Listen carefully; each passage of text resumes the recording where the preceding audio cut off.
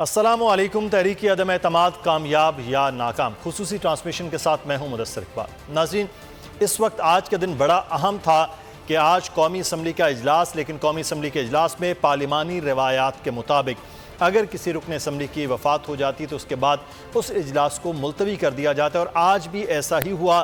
फातह खानी हुई और उसके बाद पीर तक के लिए इजलास को मुलतवी कर दिया गया स्पीकर की जानिब से। तहरीक अदम एतमाद का मामला आज सामने नहीं आया है, लेकिन स्पीकर ने कहा कि तहरीक अदम एतमाद के मामले को आइन और कानून के मुताबिक हल किया जाएगा। लेकिन दूसरी जानिब कुछ ही देर में अब आगाज़ होने जा रहा है दोबारा से उस समात का सदारती रेफरेंस का, जिस पर लार्जर बेंच तश्कील दिया गया सुप्रीम कोर्ट की जानिब से। अब वहाँ मामला जब डिस्कस होंगे तो उम्मीद और तवक्को ये की जा रही है कि जब तक वहाँ से फैसला नहीं आता है इन तमाम मामलात की तशरीह से मुताल्लिक, तब तक कौमी असम्बली में तहरीक अदम एतमाद का मामला आगे शायद नहीं बढ़ पाएगा। लेकिन इस इजलास के बाद और पहले जो आपने जिस तरह से अपोजिशन लीडरान की तकारीर भी सुनी, उनकी गुफ्तगू भी सुनी है, मीडिया से बातचीत करते हुए सवालों के जवाब भी दिए, खासा सख्त रद्द अमल के हवाले से चीज़ें सामने आ रही हैं। लेकिन उसके थी कौमी असम्बली के अंदर पाकिस्तान तहरीक इंसाफ के साथ क्या वापसी अपोजिशन की होगी या नहीं, इस पर भी बात होगी। लेकिन एक और बड़ी खबर यह है कि चीफ जस्टिस ऑफ पाकिस्तान का पाकिस्तान की बार कौंसल्स की तकरीरों पर सख्त रद्द अमल सामने आया है। जजेस पर उंगलियां उठाना बंद करें, ये कहा गया चीफ जस्टिस की जानिब से। चीफ जस्टिस ने आज फुल कोर्ट रेफरेंस से खिताब में कहा कि जजेस पर इल्ज़ामात लगाना बंद कर दें। जिस बंदे पर एतराज़ है उसका नाम लें, जिस शख्स से मसला हो आकर मुझे बताएं, दरवाजे सब के लिए खुले हैं। वाइस चेयरमैन पाकिस्तान बार का जजेस को तनख्वाहदार मुलाजिम कहना नामुनासिब है। जजेस पर इल्ज़ाम तराशी करना अनफेयर और इंतहाई नामुनासिब रवैया है। फुल कोर्ट रेफरेंस से आज खिताब करते हुए chief justice Pakistan justice Umar Ata Bandial ने सख्त रद्द अमल दिया है बार कौंसल्स की तकरीर के हवाले से। उन्होंने कहा कि जजेस पर उंगलियां उठाना बंद करें। फुल कोर्ट रेफरेंस से खिताब के दौरान उन्होंने कहा कि जजेस पर इल्ज़ामात लगाना बंद किए जाएं। जिस बंदे पर एतराज़ है उसका नाम लें, जिस शख्स से मसला है आकर मुझे बताएं। तैयब बलोच हमारे नुमाइंदे इस वक्त सुप्रीम कोर्ट से हमारे साथ मौजूद हैं। जी तैयब, आगाह कीजिएगा, मजीद क्या कहना था चीफ जस्टिस ऑफ पाकिस्तान का? जी, chief justice of Pakistan full court reference से खिताब किया और दौरान खिताब जो है वो पाकिस्तान बार कौंसिल की तकरीरों पर चीफ जस्टिस ने सख्त रद्द अमल दिया। चीफ जस्टिस ने कहा कि मैं धीमे मिजाज का शख्स हूँ, लेकिन जो कुछ किया गया है मुझसे अब रहा नहीं जा रहा। चीफ जस्टिस ने कहा कि जजेस पर उंगलियां उठाना बंद की जाए, जजेस पर इल्जामात लगाना बंद किए जाए, जिस बंदे पर एतराज है उसका नाम ले, जिस शख्स से मसला हो, दरवाजे सब के लिए खुले हैं। Vice chairman Pakistan bar council का जजेस को तनख्वाहदार मुलाजिम कहना इंतहाई नामुनासिब है। जजेस पर इल्जाम तराशी करना जो है वो इल्जाम तराशी करना वो मुनासिब नहीं है। वकला को जो है वो जजेस से मुतल्लिक जो है समझ बूझ कर जो है जबान इस्तेमाल करनी चाहिए। अफसोस से कहना पड़ रहा है कि जो कुछ जबान इस्तेमाल की गई वो काबिल मजम्मत है। ये कहना था चीफ जस्टिस का पाकिस्तान बार कौंसिल के वाइस चेयरमैन की तकरीर के ऊपर उन्हें रद्द अमल देते हुए। और इसके साथ साथ चीफ जस्टिस का ये भी कहना था कि बेंच की तश्कील पर इतराज करने वाले बताएं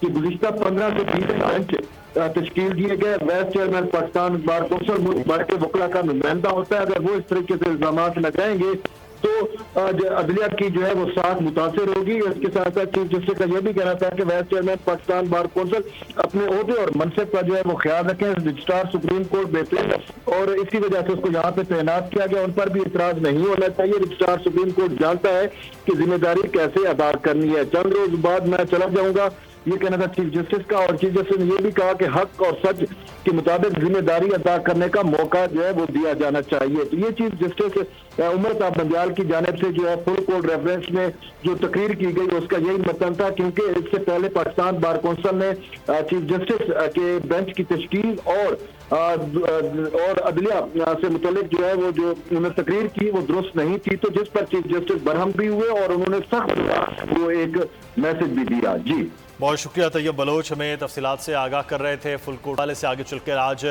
जो है वो लार्जर बेंच भी है तहरीक अदम एतमाद के 63A के तशरीह के लिए, उससे मुतालिक भी आपसे फिर बात करेंगे। तो ये बहुत शुक्रिया, आपने हमें तफसीलन आगाह किया। और तहरीक अदम एतमाद का मामला और उस पर मुख्तलिफ जगहों पर ये जो मामलात हो रहे हैं इस पर भी हम बात करेंगे। आरिफ चौधरी साहब हमारे साथ मौजूद हैं। आरिफ साहब, तहरीक अदम एतमाद का तो आईनी कानूनी मामला पे बात करेंगे, लेकिन यहीं से आगाज़ कर लेते हैं। जो फुल कोर्ट रेफरेंस में चीफ जस्टिस ऑफ पाकिस्तान जनाब जस्टिस उमर अता बंदियाल साहब ने तकरीर की और उसमें कहा गया, कल भी आप हमसे गुफ्तगू करते हुए ये फरमा रहे थे कि जो बार काउंसिल्स का अपना जो एक रवैया है, बार काउंसिल्स तो हमेशा से बहुत ज़्यादा मोतबर, बहुत ज़्यादा मुकद्दम रही हैं और ख़ुद सुप्रीम कोर्ट जो है वो बार काउंसिल्स को ऐसे मामलात के हवाले से अदालत के मावरीन के तौर पर बुलाते रहे। आप खुद इस्लामाबाद हाई कोर्ट बार को हेड करते रहे हैं, तो सर ये इस किस्म का जो मामला है बार और बेंच के दरमियान, ये बहरहाल बड़ा तशवीशनाक है कि चीफ जस्टिस पाकिस्तान को नाम लेकर बताना पड़े कि इस किस्म की तकारीर जो हैं वो सुप्रीम कोर्ट के जजेस के हवाले से वो बड़ी गलत है। बहुत शुक्रिया। मेरी अब तक जो स्टैंडिंग है वो 40 साल से ज़्यादा की है और इसमें मैं वाइस चेयरमैन भी रह चुका हूँ पंजाब बार काउंसिल का और 10 साल मेंबर रहा हूँ, फिर president Islamabad high court bar का, और मुख्तलिफ हैसियतों से मैंने बार की नुमाइंदगी की है। पाकिस्तान की तारीख में इससे पहले कभी हमने इस तरह का मंजर नहीं देखा था। बार जो थी, बार एसोसिएशन से लेकर सुप्रीम कोर्ट बार एसोसिएशन से लेकर पाकिस्तान बार काउंसिल जो सारी प्रोविंशियल बार काउंसिल्स हैं और लोकल बार एसोसिएशन डिस्ट्रिक्ट के लेवल पर, ये सारी की सारी इंडिपेंडेंट एसोसिएशंस थी, इंडिपेंडेंट बार काउंसिल थी और इनका और न्यूट्रल थी हर मामले में। इनका कोई ताल्लुक इस बात से नहीं होता था कि किस पॉलिटिकल पार्टी के एजेंडे को इन्होंने एग्जीक्यूट करना है। और मैं ये समझता हूँ कि जब ये मामला आ जाता है तो फिर इससे बड़ी बदकिस्मती हो नहीं सकती। और ये बात पहले दिन से मैं कह रहा हूँ, बार काउंसिल का जो रोल और स्पेशली सुप्रीम कोर्ट बार का रोल वो इतना ज्यादा काबिल मुजम्मत और शर्मनाक है। यानी ये लफ्ज आज मुझे कहने पड़ रहे हैं इस वजह से कि उन्होंने अब कसर कोई नहीं छोड़ी।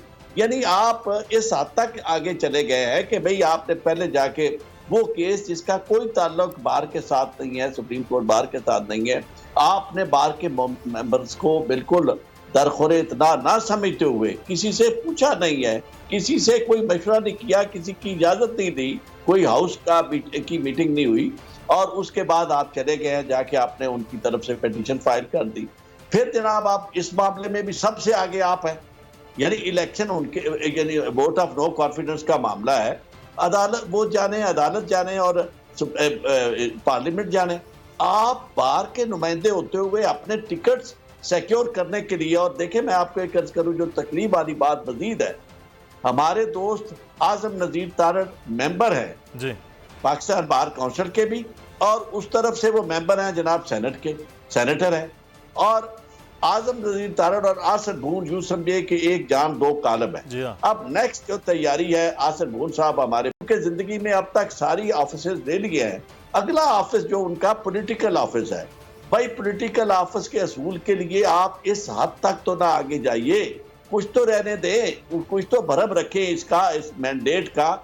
आपको इतने ज्यादा वोट मिले, मैं समझता हूं कि ये तारीखी फतह थी। और हम तो यकीन माने आप शर्मसार हो रहे हैं कि यार इस तरह का भी मामला होता है कि इतनी इज्जत आपको बाहर दे दी, आपने बिल्कुल देखा भी नहीं है बार एसोसिएशन की तरफ, ना रवायात को देखा है। और फिर मैं ये समझता हूं कि उस दिन भी चीफ जस्टिस साहब ने बरमहल ये बात कही कि भाई आपका काम तो बार की वेलफेयर है, आप किन मामलात में आ गए।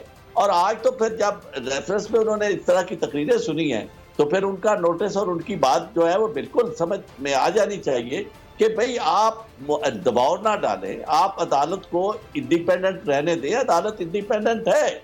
उनको इस तरह मिलाइन करना, मतून करना और इस तरह उनके बारे में गुफ्तगू करना और तनख्वाहदार मुलाजम कहना भी, यार ये तनख्वाहदार मुलाजम नहीं है, ये तो आपकी सुप्रीमेसी ऑफ कॉन्स्टिट्यूशन के गारंटर हैं। यानी सुप्रीमेसी ऑफ कॉन्स्टिट्यूशन जो है वो सुप्रीम कोर्ट और पाकिस्तान के अलावा कौन है जो इसे गारंटी करता है। और उसके लिए इन्होंने बड़ी कुर्बानियां दी हैं, कई महीने जेलों में रहे, यानी पाबंद रहे हैं, यानी मतलब लड़ाई लड़ी है, मुकाबला किया है, आपने जॉब छोड़ दिए। अब यानी आप कुछ तो थोड़ा सा ख्याल करें। मैं ये समझता हूं कि अब वक्त आ गया है कि बार के मेंबर जो हैं उन्हें खड़े होना चाहिए और अपनी बार काउंसिल्स और अपनी बार एसोसिएशंस के इन ओहदेदारों के खिलाफ बाकायदा मीटिंग्स कॉल करें, हाउस की रेजोल्यूशन करें और इन्हें पाबंद करें कि ये अपने मैंडेट से हट के बिल्कुल इस तरह जाके पॉलिटिकल पार्टीज के आला कार ना बने। ये वक्त आ गया और ऐसा करना चाहिए। बिल्कुल सही। अब ये भी खबरें थीं कि ख़ुद बार की जो एग्जेक्टिव काउंसिल है, जो 22-23 मेंबरान हैं, उनकी भी अक्सरियत बहरहाल नहीं थी इधर इस सारे मामले में। चलें आगे बढ़ते हैं। अब बार के मामलात हैं, चीफ जस्टिस पाकिस्तान ने इतनी बड़ी अहम बात कर दी है। हम तहरीक अदम एतमाद के हवाले से अब बात करते हैं। अर्चो साहब, अब आज कुछ ही देर में समात भी अभी शुनीद है कि वो होगी, क्योंकि आज वैसे तो फुल कोर्ट रेफरेंस में आप ज़्यादा बेहतर तौर पे जाते हैं कि रिवायत होती कि उस दिन कोई समात नहीं होती, लेकिन आज बहरहाल इस ये अहम केस है, समात होने जा रही है। आज लग रहा था कि जो पार्लिमान है उसमें ये करारदाद हो सकती है, लेकिन पार्लिमान की भी रिवायत थी, आज भी ये मामला निकल गया है। तो अब ये समझें कि अभी क्योंकि इस पे बयानात होंगे, इस पे दलाइल होंगे, अदालती मुअव्वनीन बात होंगे, अटॉर्नी जनरल बात होंगे, तो ये मामला थोड़ा तवील हो सकता है तहरीक अदम एतमाद में जो 63A की तशरीह है उसको लेकर। देखिए, बात यह है कि चूंकि रेफरेंस अज़ेर समात है और रेफरेंस में सवालात वही हैं जो बराह रास्त कॉन्स्टिट्यूशन से मुतल्लिक है और कॉन्स्टिट्यूशन की प्रोविजंस की इंटरप्रिटेशन से मुतल्लिक है, और वो इंटरप्रिटेशन जो इस वक्त मुनारफ मेंबरान और किसी का वोट ऑफ नो कॉन्फिडेंस से मुतल्लिक बराह रास्त वजाहत के लिए अप्रोच किया गया है सुप्रीम कोर्ट को। तो मैं नहीं समझता कि जब तक सुप्रीम कोर्ट इस मामले में कोई वर्डिक्ट, जो कि वर्डिक्ट में यानी होगा मशवरे का, यानी जो उन्होंने बताना है यानी प्रेसिडेंट को कि ये चीज़ इस तरह वोट कास्ट करना चाहिए, नहीं करना चाहिए, और अगर वोट कास्ट करते हैं तो फिर उसकी हैसियत क्या होगी और किस तरह की कार्रवाई, और फिर उन्हें कितनी देर के लिए नाअहल करार दिया जा सकता है। ये सारे सवालात बराह रास्त उस रेफरेंस में ज़ेर समात हैं, ज़ेर तजवीज़ है, इसलिए ये सारी चीज़ें चलती रहेंगी। लेकिन जब तक मामला फाइनल सुप्रीम कोर्ट की तरफ से नहीं होंगे उस वक्त तक कार्रवाई नहीं हो सकती। उसकी वजह यह है कि सुप्रीम कोर्ट का ये रेफरेंस इतना बेअसर तो नहीं किया जा सकता कि सुप्रीम कोर्ट समात कर रही है और उधर से आप रिक्वेजिशन जो आपने की है उस पर मीटिंग हो जाए और आप वोट ऑफ नो कॉन्फिडेंस यानी करके इसे फेट अकम्पली कर दें। क्योंकि कभी भी अदालती मामला का तो हमेशा से ये तरीक़ेकार रहा है कि अगर अदालत में कोई केस पेंडिंग है तो उसकी प्रोप्राइटी का तकाजा ये होता है कि नीचे जो कार्रवाई होती है, चाहे अदालत उसमें स्टे बराह रास्त जारी ना करे, लेकिन यह है कि जब, और स्पेशली पार्लियामेंट के मामलात में क्या स्टे जारी करेगी अदालत, यानी पार्लियामेंट खुद मुख्तार है, लेकिन यह है कि पार्लियामेंट को बिल्कुल ये चीज़ सामने रखनी पड़ेगी कि मामलात सुप्रीम कोर्ट के सामने, और ये इज्जत सुप्रीम कोर्ट को अपोजिशन को भी देनी चाहिए, इतनी जल्दी में इतनी शताबी में ना हो। उसकी वजह यह है कि जब जिस तरह पहले इन्होंने ये कहा कि जी बस जो ये अपना स्पीकर है अगर वो इजलास नहीं तलब करता 14 डेज के अंदर तो फिर जनाब वो बिल्कुल यानी उसके खिलाफ गद्दारी का मुकदमा होगा। भाई इस तरह नहीं है, आइन खुद अपनी इन चीज़ों का तहफ़्फ़ुज़ करता है कि जो चीज़ें जिस तरह करने के लिए या टाइम फ्रेमवर्क रखा गया है उसमें कई हालात होते हैं, ये कई मामलात होते हैं जिसकी वजह से अगर वो उस टाइम के अंदर नहीं हो सकते तो आपकी बेचैनी को और आपके इस्तराब को, आपसे मुराद अपोजिशन के इस्तराब को सामने रखते हुए तो नहीं वो कार्रवाई करेंगे कि जनाब नहीं, हर सूरत में चाहे उसके अंदर OIC की मीटिंग हो रही है तो फिर इजलास कर दिया जाए, और उसके बाद जो रवायत है कि अगर एक मेंबर फौत हो जाता है तो उस दिन इजलास जो है वो उसकी फातिहा खानी के लिए होता है और फिर बंद भी हो जाता है। ये सारी चीज़ें वो है जो हो रही हैं, प्लस उसके साथ ये कार्रवाई जो चल रही है उसका भी बराह रास्त असर है, और वो कार्रवाई में जब फाइनल फैसला उनकी तरफ से सुप्रीम कोर्ट की तरफ से आ जाएगा फिर ये करारदाद जो है हाउस पे रखी जाएगी। जो सब एक चीज़ हम जैसे तालिब इल्म जो आइन को पढ़ रहे होते हैं और आप जैसों से समझने की कोशिश कर रहे होते हैं, सवाल मेरे ज़हन में आया कि ये आर्टिकल भी जब ये आइन में या तरमीम भी हुई तो आइन जो है वो पार्लियामान ने बनाया है और अब पार्लियामान को ये समझ नहीं आ रही फिर वो सुप्रीम कोर्ट से इसकी तशरीह के लिए जा रहे हैं, इसकी क्या ज़रूरत होती है। मैं इस स्पेसिफिकली इसके हवाले से भी माजी में भी बहुत से मामलात में पार्लियामान फिर सुप्रीम कोर्ट की तरफ जाती है कि पहले आइन बना लेती हैं, मुख्तलिफ तरमीम भी कर लेते हैं, लेकिन फिर तशरीह के लिए फिर सुप्रीम कोर्ट जाना पड़ता है। बात सारी वेस्टेड इंटरेस्ट की होती है, चीज़ें सबको समझ आ रही होती हैं। अब ये जो इस वक्त मामला है, इस वक्त मामला बड़ा एक अजीबोगरीब और दिलचस्प है। आप ज़रा मुलाज़ा करें कि आर्टिकल 95 जो है वो अदम एतमाद की बात करता है कि प्राइम मिनिस्टर के खिलाफ अदम एतमाद हो सकता है। अब 63A जो है वो ये कह रहा है कि जनाब प्राइम मिनिस्टर के खिलाफ उस पार्टी के लोग जो है वो वोट नहीं दे सकते।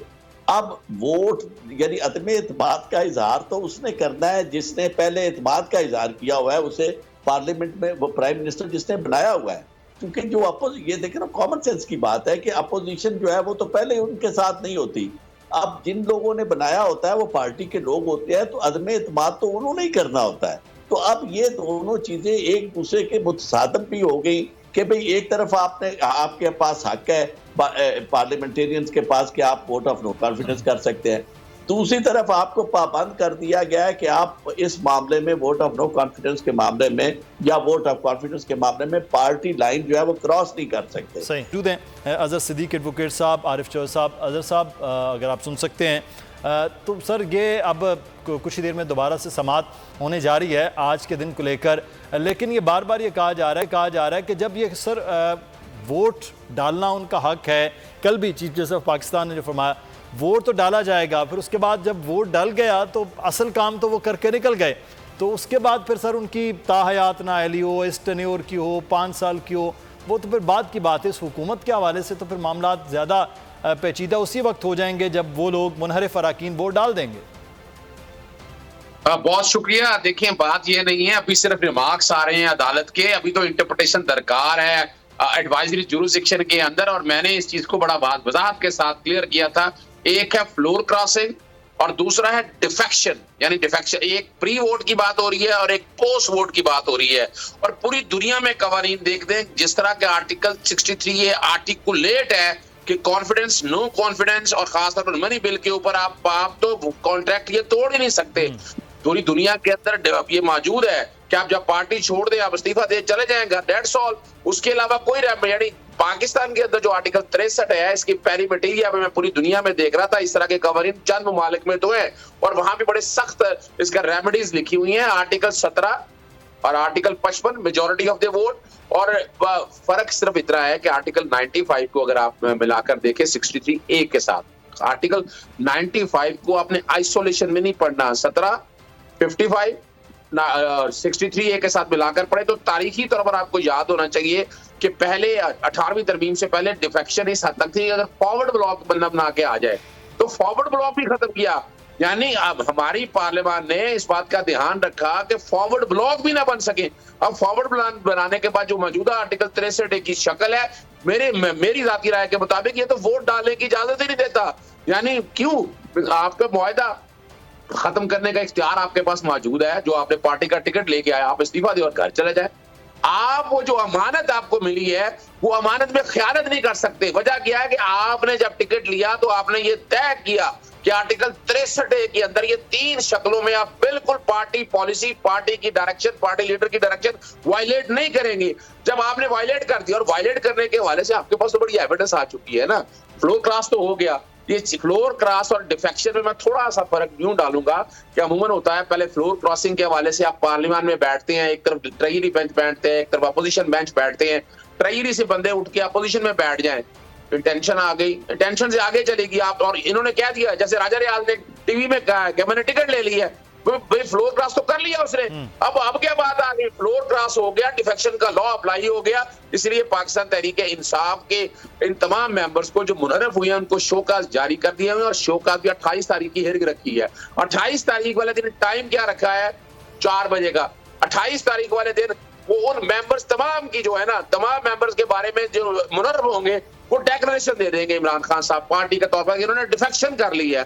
अब वो डिफेक्शन का मिसाल के तौर पर, वो डिफेक्शन जब आएगा, डिफेक्शन के बाद स्पीकर के पास 2 दिन है उस पे रेफरेंस भिजवाने के इलेक्शन कमीशन के लिए। स्पीकर 2 दिन लगाएगा उस रेफरेंस को इलेक्शन कमीशन के पास भिजवाने के कॉन्टेक्स्ट में, तो वो उनको वोट डालने की इजाजत तो नहीं देगा ना, जो कि डिफेक्शन अपना पार्टी लीडर डिफेक्शन डिक्लेयर कर देगा। वो एक अलग बात है, उसकी इंटरप्रिटेशन प्री वोट है या पोस्ट वोट है, तो वो तो अपना राइट एक्सरसाइज कर देगा। दूसरी बात है कि स्पीकर के पास अजहर साहब यहाँ सवाल है सर कि अगर जो है 4 बजे उनको भी बुलाया गया, उसी दिन इजलास है, तो 4 बजे तक अगर सुप्रीम कोर्ट ही फैसला नहीं करती है अपने किसी मामले के हवाले से, तो फिर क्या ये इस पर डिफेक्शन के मामलात करेगी बैसियत पार्टी के सरबराह के इमरान खान? अच्छा, ये अभी मैं पहली पोजीशन बना रहा हूं कि वजीर आजम इमरान खान ने बतौर पार्टी लीडर उनकी डिक्लेरेशन उस दिन दे दी तो मामला तो क्लियर कर दिया ना। अब सुप्रीम कोर्ट के पास इंटरप्रिटेशन दो तरह से, और वो मंडे तक डिसाइड नहीं हो सकती, जो कि तमाम सूबों को भी नोटिस किया हुआ है, उन सब ने सबकी बातें सुननी है।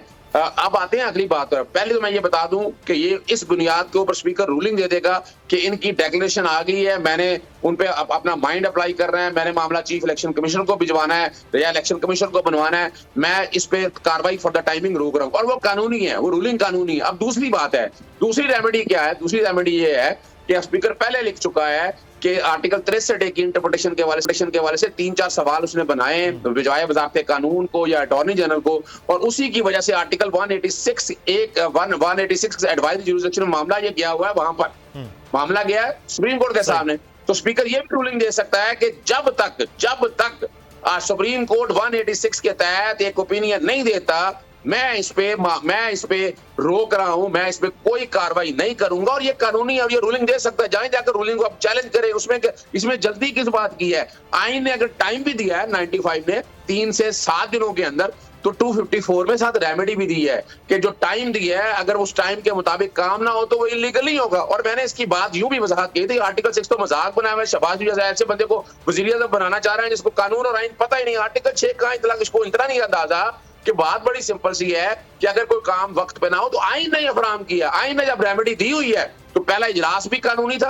अगर इस तरह का ऑर्डर भी कर देते हैं और मामला सारा रोक देते हैं जब तक वहां से इंटरप्रिटेशन नहीं आती, और ये भी रूलिंग है। अब ये रूलिंग जो स्पीकर देगा दोनों शक्लों में, पहली शक्ल में ये है कि जब पार्टी लीडर उनको डिक्लेयर कर देगा कि डिफेक्शन कर लिए उन लोगों ने, तो और दूसरी शक्ल के अंदर खास तौर पर जब ये दे देंगे जब तक सुप्रीम कोर्ट नहीं आता, तो ये रूलिंग किसी कोर्ट में चैलेंज नहीं हो सकती। सुप्रीम कोर्ट की जजमेंट भी मौजूद है, इस्लामाबाद हाई कोर्ट की लेटेस्ट जजमेंट है यूसुफ रज़ा गिलानी के वोटिंग के हवाले से, वो मौजूद है कि वो कहीं चैलेंज हो नहीं सकती है। तो इसके बाद मामला ये स्टैंड स्टिल है, इतना आसान काम नहीं है। ये जो जलसे जुलूसों का ये प्लान बनाया हुआ ना, ये बदमाशी लड़ाई मारकुटाई के लिए, जो ये इसी मकसद के लिए बनाया हुआ है कि वो चाहते हैं कि एक दूसरे के सामने आए और हालात वाक़ ऐसे नहीं, इसमें किसी एक को मीडिएशन के लिए आगे आना है, और मीडिएशन में ये बातें मेरा ख्याल ये जो आप बात करें इतना मामला आसान और सादा नहीं है। बहरहाल अब सुप्रीम कोर्ट में, तो सुप्रीम कोर्ट ही अब जब फैसला करेगी इस तमाम तर सवालों के हवाले से, जो खासतौर पर 4 सवाल हैं उस पर मामला होगा। समी इब्राहिम साहब हमारे साथ मौजूद हैं। समी साहब, आरिफ चौधरी साहब भी, सदीक साहब भी, 2 माहिर कानून हमारे साथ मौजूद हैं। लेकिन सर अभी राना सनाउल्लाह साहब ने गुफ्तगू की, आपने भी समाअत फरमाई होगी, उसमें उन्होंने कहा सर रिजर्व फोर्स वो लेकर आए हुए हैं साथ है, इसी रिजर्व फोर्स के हवाले से सुप्रीम कोर्ट का बहरहाल अहम फैसला है।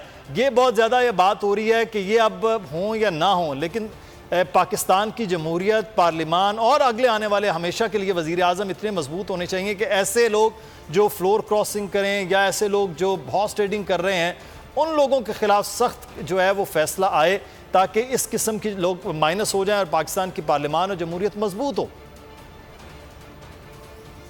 देखें मुदस्सर, ये जो भी वज़ीर आज़म साहब कर रहे हैं, जिस तरीके से उन्होंने चैलेंज किया है, ये इस सूरत हाल के कई पहलू हैं। एक तो लीगल पहलू है, बिल्कुल प्योरली जो आप वकला से डिस्कस कर रहे हैं, जो सुप्रीम कोर्ट ऑफ पाकिस्तान में है। एक इसका अखलाकी पहलू है, जो कि जिन लोगों ने किसी एक पार्टी के टिकट पर वोट लिया, क्या वो उसके खिलाफ जा सकते हैं। और तीसरा, इस गले सड़े निज़ाम के हवाले से जो वज़ीर आज़म साहब तब्दीली की बात कर रहे हैं। अब आप मुझे बताएं ना, ये जो हम अपनी ये मुल्क नाम इस्लाम के नाम पर लिया गया, इंग्लिश लॉ को हम फॉलो करते हैं, और फिर जिस तरीके से चीज़ों की जुज़ियात में जा रहे हैं, चीज़ों के अल्फाज में जा रहे हैं, बिल्कुल कुरान सीधा कहता है इन्नमल अमालु बिन्नियात, हमारी हर चीज़ जो है, और यही वज़ीर आज़म साहब कह रहे हैं। ये मैं आपके साथ जो मैं बात कर रहा हूँ ना, ये मैं बहुत सारे जो वज़ीर आज़म साहब के नज़दीक लोग हैं उनसे गुफ्तगू के बाद ये मैं आपसे बात कर रहा हूँ। इस पूरे निज़ाम की तब्दीली की ज़रूरत है। ये जो एक मिसाल के तौर पे सुप्रीम कोर्ट ऑफ पाकिस्तान का ये हुक्म है कि आप उर्दू ज़बान जो है उसको राइज करें, उस पर बात करें। आज भी सुप्रीम कोर्ट ऑफ पाकिस्तान में जो बहस है वो इंग्लिश में हो रही है, फैसले जो हैं वो इंग्लिश में लिखे हुए आ रहे हैं। ये बहुत कुछ तब्दील होने की ज़रूरत है। ये जो गुलामी की बात की है ना इमरान खान ने, ये सिर्फ एक कोई रशिया जाने की और अमेरिका को छोड़ने की बात नहीं की। ये जो गुलामाना जहनीत है 75 ईयर्स में पिछले, जिन्होंने पाकिस्तान की हर उस चीज़ को दीमक की तरह चाटा है जो इस्लाम के नाम पर बना था मुल्क, उसमें इस्लाम को उस तरीके से यहाँ पर हमने ना उसको नाफिज किया, ना उसको देखा। आज भी हम गुलाम हैं, चाहे इंग्लिश लॉ के। अभी ये क्या होता है सुप्रीम कोर्ट में, मैं जाता हूँ हेयरिंग पे, तो जो बरतानिया के, यूरोप के जो 4-4 साल पुराने बड़े जो थे कानूनदान, उनका नाम लेके कहा जाता है फलां लॉर्ड ने ये कहा, फलां लॉर्ड ने ये कहा। हमारी अपनी तारीख है, हमारा अपना निज़ाम अदल है, हमारी अपनी वैल्यूज़ हैं, उन पर बात करते हुए इनको शर्म आती है। ये वो चीज़ है जो इमरान खान तब्दील करना चाहता है कि निकलो इस बात से। और अब मैं आपको बताऊं, आज जो सारा मामला हुआ कौमी असम्बली में, इसकी एक डायमेंशन है। इसकी डायमेंशन ये है कि आप मुझे ये बताइए कि अगर इत्तेहादी अपोजिशन के साथ हैं तो वो अपोजिशन के साथ आज आ जाते, बैठ जाते। आज 172 लोग शो करके अपोजिशन अखलाकी बर्तरी हासिल कर लेती। इसमें मीडिया का भी एक रोल है, ये काम का शिकार है। हकीकत यह है कि इत्तेहादी अभी इस वक्त तक हुकूमत के साथ हैं, वो वुज़रा हैं, उनकी गाड़ियों पे झंडे लगे हुए हैं। परवेज़ इलाही साहब स्पीकर हैं पंजाब असम्बली के, उन्होंने पीटीआई के साथ जो इत्तेहाद है उसको नहीं छोड़ा। अभी वो अपोजिशन के हवाले से तजब्जब का शिकार है। लेकिन यहाँ पर क्योंकि हर चीज़ मैनिपुलेटेड है, हर चीज़ जो बयान की जा रही है उसका एक मकसद है, नैरेटिव बनाना है, खबर देना मकसद नहीं है, परसेप्शन बनाना मकसद है। तो उसमें यह कहा जा रहा है कि जी वज़ीर आज़म का साथ वो छोड़ चुके हैं, हालांकि वो वज़ीर आज़म के साथ हैं। आज शो कर देते 172 अखलाकी तौर पर जनाब अपोजिशन के रहनुमा, आप बड़ी बातें कर रहे हैं, बड़ी बड़बड़ कर रहे हैं कि जनाब हमारे पास तो ये स्पीकर ने ये नहीं किया, ये नहीं किया। वो आपके पास नहीं है 172 और नहीं होंगे 172, ये मैं आपको बता रहा हूं। अब 27 का जो जलसा है, ये मैं पॉलिटिकल एक जो मैं सोच है इमरान खान की कि वो बिल्कुल ये सारी बुराई है, ये जो इंग्लिश लॉज हैं, ये जो बरतानिया की गुलामी है, ये जो अमेरिका की गुलामी है, पूरे निज़ाम की गुलामी है, इसको तोड़ने के लिए वो कह रहे हैं अमर बिल मारूफ कॉन्फ्रेंस कि आएँ आज बताएं कि पाकिस्तान वाकई एक तब्दीली चाहता है। उस तब्दीली के लिए आपको अगर पार्लिमानी फार्म में जाना है तो आपको ज्यादा बड़े वोट की जरूरत है। ये जो पैसा लेके ब्लैकमेल होते हैं या करते हैं, कोई अमेरिका की लाइन पे बात कर रहा है, कोई यूरोप की लाइन पे बात कर रहा है, इन सबको खत्म करने के लिए आइए इकट्ठे होकर कौम बाहर निकले और इनको बिल्कुल ये जो बुत हैं, मगरब के बुत, इनको आप पाश पाश कर दें and go for a real change. ऐसी सुप्रीम कोर्ट जहां पर हमारी कौमी जबान में बात हो रही हो, ऐसी पार्लियामेंट जहां पे इस्लामी इक़दार के मुताबिक कवानीन बन रहे हो, ऐसी ब्यूरोक्रेसी जो खुलफा राशिदीन का जो तर्ज अमल था उसको देखकर अपना अपना मुस्तकबिल तय करे। This is what is the change which Imran Khan wants to bring.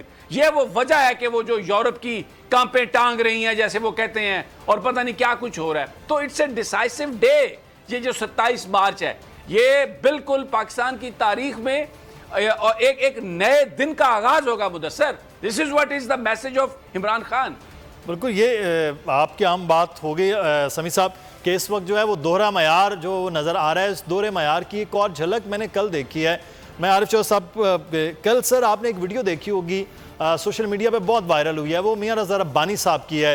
रज़ा रब्बानी साहब को बहुत ज़्यादा पार्लियामान के नॉर्म्स और चीज़ों के हवाले से आम गर्दाना जाता है।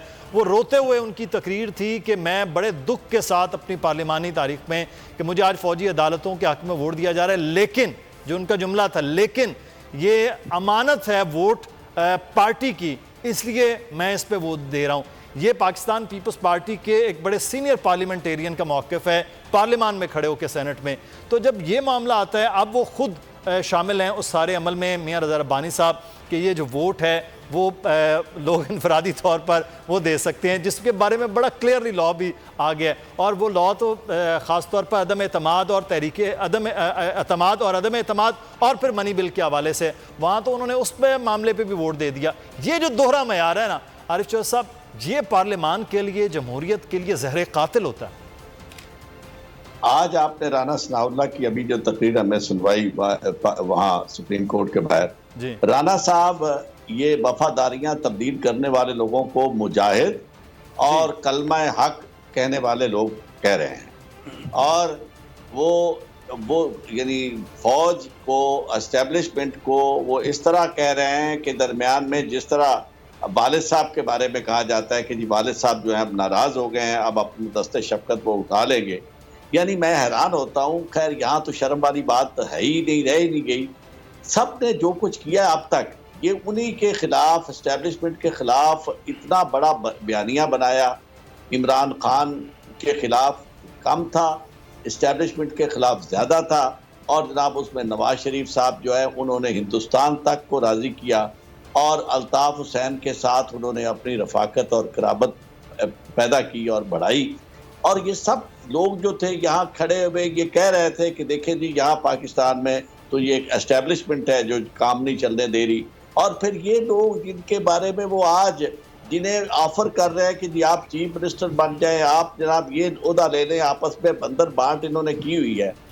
पहले इन लोगों के बारे में लोटा इसे कहते थे कि ये लोटे हैं और इनकी वजह से निज़ाम चल नहीं रहा। आज वो मुजाहिदीन है। तो वो मुजाहिदीन इसलिए हैं कि जो इन्हें चाहिए, बल्कि मैं आपको एक अर्ज करूं कि एक मुस्लिम लीग नून के लीडर से इसी तरह हो रही थी बात। मैंने उन्हें कहा जी आप क्या बात करते हैं कि सिस्टम जो है उसको चलता करना चाहते हैं आप, और फिर ये है कि ये जो लॉ बनाया गया था ये 63A बेसिकली स्टेबिलिटी के लिए था। लेजिस्लेटिव इंटेंट ये थी कि निज़ाम चलता रहे 5 साल पूरे करने के बाद। यानी ये जो हमारे ऊपर तोहमत आ रही है कि कभी भी कोई प्राइम मिनिस्टर 5 साल पूरे नहीं कर सका, उस तोहमत को धोने के लिए ये कानून आया था कि भाई 5 साल पूरे करे। तो अगर ये लोग इस अरसे में मुल्क को डिस्टेबलाइज करने का बायस बनते हैं, 1 साल रहता है और 1 साल से पहले इनकी हालत ये होगी, ये पागल हो गया है कि जनाब हमें टिकट चाहिए, हमें पैसे चाहिए, सब कुछ, और इसके नतीजे में जनाब इमरान खान जो है उसको हम हटा के बाहर करेंगे। तो यार खुदा के बंदो मामला जो है वो आइन में जो अखलाकी तौर पर कदरों का है वो भी बड़ा अहम है, जिसकी समीम इब्राहिम साहब बात करते। एक कानूनी मामला है, दूसरा अखलाकी मामला है, आम की तब्दीली का है। उस निज़ाम की तब्दीली में जहां मुस्बत चीज़ें जा रही थी, अब वो अपोजिशन लग रहा है कि और मज़ीद बनफी करने की कोशिश भी कर रही है। बहुत शुक्रिया आरिफ चौधरी साहब आपका, समीम इब्राहिम साहब आपका भी, और अजहर सिद्दीक साहब आपका भी। यहाँ पर जाते जाते खबर आपको देते चलें कि इमरान खान की ज़ेर सदारत सियासी कमेटी का इजलास शुरू। इजलास में वफाकी वज़रा परवेज़ खटक, शेख रशीद भी शरीक हैं, असद उमर, शाह महमूद कुरैशी इजलास में मौजूद हैं, फवाद चौधरी, शौकत तरीन, खुसरो बख्तियार, बाबर अवान भी इजलास का हिस्सा हैं। इजलास में स्पीकर असद कैसर भी मौजूद हैं। तहरीक अदम एतमाद से मुतल्लिक मुशावरत की जा रही है। इत्तेहादियों से राब्तों पर इजलास को ब्रीफिंग दी गई है। इतवार के जलसे की तैयारियों का जायज़ा भी लिया गया। और अहम तरीन से और तहरीक अदम एतमाद से मुतल्लिक खुसूसी ट्रांसमिशन से मुदस्सिर इकबाल को इजाज़त दीजिए। अपना ख्याल रखिएगा। अल्लाह हाफ़िज़। सब्सक्राइब करें और बेल दबाएं ताकि कोई खबर रह न जाए।